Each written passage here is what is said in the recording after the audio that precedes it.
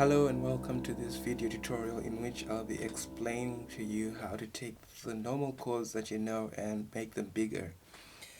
I'm gonna start by explaining the number system which I'll be using to explain all my video tutorials, and pretty much this is very simple. Everyone knows the C scale, which is C, D, E, F, G, A, B, C. Pretty much everyone knows this and it's pretty easy, but if we put numbers to these notes, it's gonna be 1, 2, 3, 4, 5, 6, 7, 8. So the C will be the 1.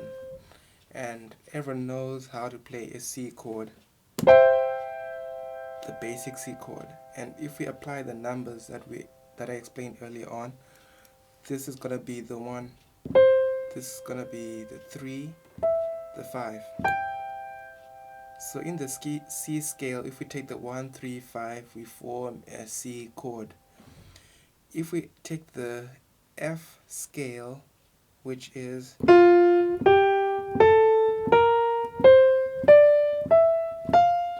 if we take the 1, 3, and the 5 off the F scale, we form an F chord as well.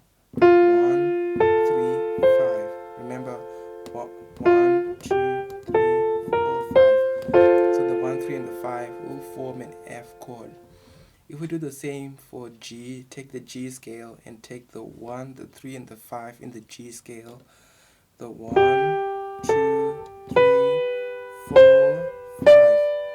We form a G chord. So whatever scale you are in, if you form the 1, 3, 5, you form the chord for that scale, the major chord. So coming back to C, we notice that it's formed out of the 1, 3, and the 5. If we wanted to expand and make the C chord bigger, what would we do? If you notice, there is a pattern. We've got a 1, 3, 5. What's unique about these numbers is they're all odd numbers.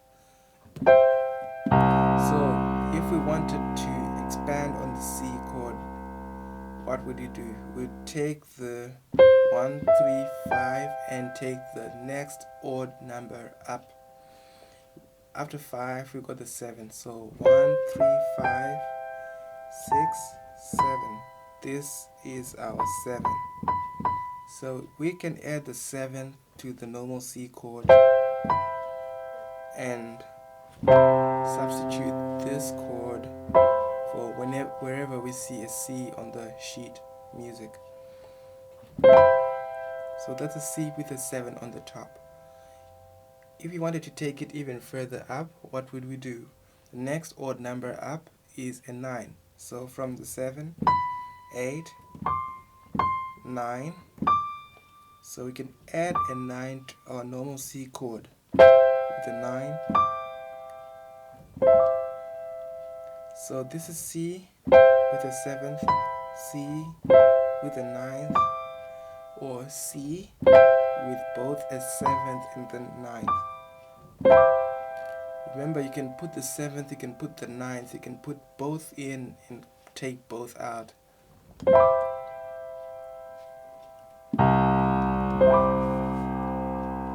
So the first thing to realize is, although this is a bigger chord, there are two reasons why I wouldn't play this chord. First thing is it's a bit of a stretch, and the second thing is sometimes it just doesn't sound as nice as I would like it to be. So how do we make this chord sound much better? Coming back to the basic C chord, we know that this is a C chord, but I can invert the C chord to make it sound the way I want for that particular part of the song. So it's made of a C, an E, and a G. I could take this G over here and play it down here. It's still the same note, just an octave lower. That's a chord inversion. So this is still a C because it's got a C, an E, and a G. So it's this and this are the same chord. What if we do the same to the huge chord with the 7th and the 9th? That's with the 7th and the 9th. If we take the 7th and play it here, This is the C, the 1, the 3, the 5, and add the 7th.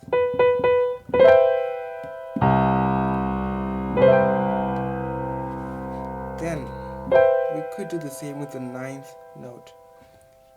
This is the 7th, 8, 9. If we take this 9th note and play it down here, so we can have our C, our 1, our 3, our 5, then our 7, and our 9.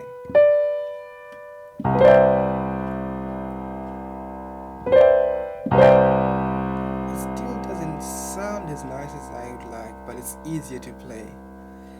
Now, I told you can take out the 7th or take out the 9th or put both in or one at a time, whatever way you want to play. I'm going to show you something further.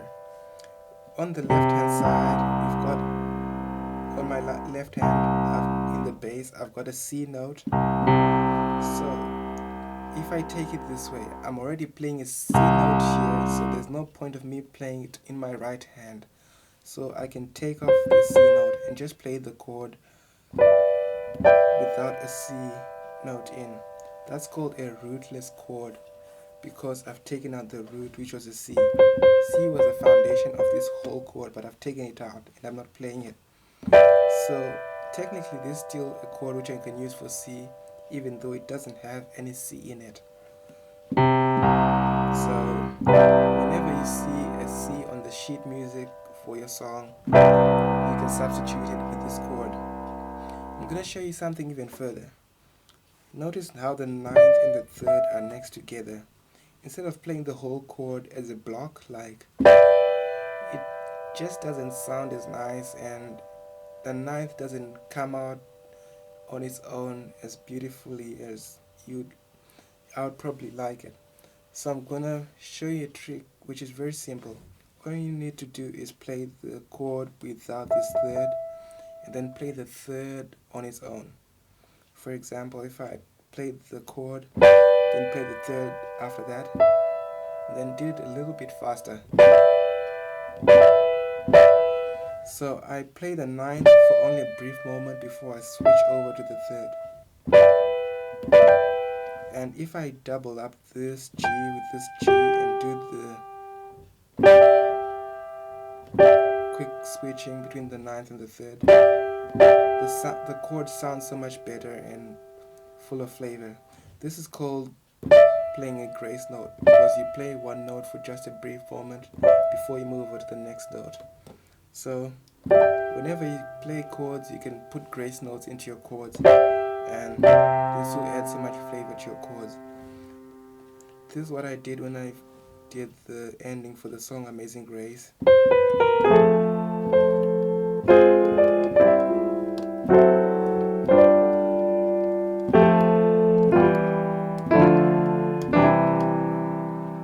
I was just playing the normal chord for F, this chord, this one, and back to C. So it's just the normal chords, which the same chord played down, but I was playing grace notes on each chord.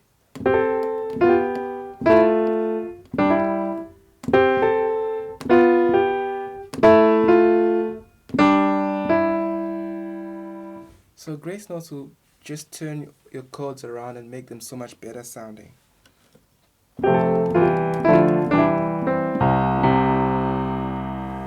So I've just shown you how to build the C and add the 7th, add the 9th. The same applies to your F. You can have your F, you can play your 7th and your 9th and take out the root and put in the root and do all sorts of stuff to it, and play grace notes as well.